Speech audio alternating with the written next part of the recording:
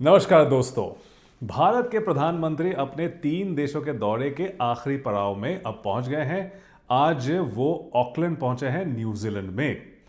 लेकिन वहां पहुंचने के बाद वहां की मीडिया ने कुछ इस तरह से रिपोर्टिंग की है कि भारत में हाहाकार मचा हुआ है। दरअसल हुआ यह है कि पहले जब वो ऑस्ट्रेलिया के दौरे पर थे तो उनको बड़ी तारीफें मिली। वहाँ पर एनआरआई समाज ने भव्य उनका स्वागत भी किया। खुद प्राइम मिनिस्टर एंथनी एल्बनीजी ने भी काफ़ी खुलकर उनका स्वागत किया।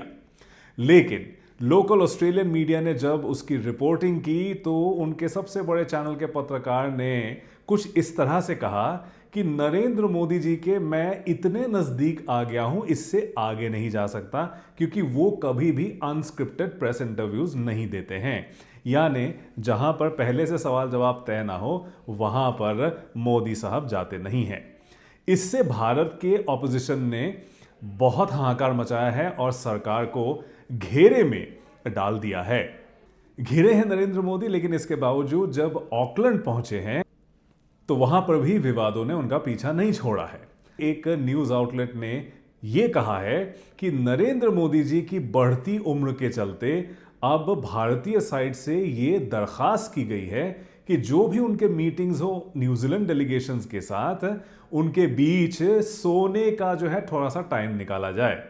नरेंद्र मोदी, जिनके बारे में भारत के मीडिया ने इतना प्रोपेगेंडा किया है पिछले 12 सालों में कि वो तो कभी थकते नहीं हैं, वो तो कभी रेस्ट नहीं लेते हैं, वो तो कभी छुट्टी पे नहीं जाते हैं, उस नरेंद्र मोदी के बारे में न्यूजीलैंड की मीडिया ने बोला है कि इंडियन साइड से ऑफिशियली रिक्वेस्ट की गई है कि नरेंद्र मोदी जी को सोने की जरूरत पड़ती है, इसीलिए बैक टू बैक मीटिंग्स ही ना रखे जाएं। दूसरी रिक्वेस्ट यह है कि कहीं पे भी उनको सीढ़ियां चढ़ने पर मजबूर ना किया जाए, यानी ऐसे मंच तैयार किए जाए जहां पर सीढ़ियों से नरेंद्र मोदी जी को चढ़ना ना पड़ जाए। इसकी वजह यह बताई गई है कि कुछ 6 साल पहले नरेंद्र मोदी जी सीढ़ियां चढ़ते वक्त गिर गए थे। अब इन सब विवादों के चलते नरेंद्र मोदी जी का ऑस्ट्रेलिया न्यूजीलैंड दौरा किस तरह से भारत में समझा जाएगा, देखते रहिएगा स्विफ्ट AM 1200 रेडियो।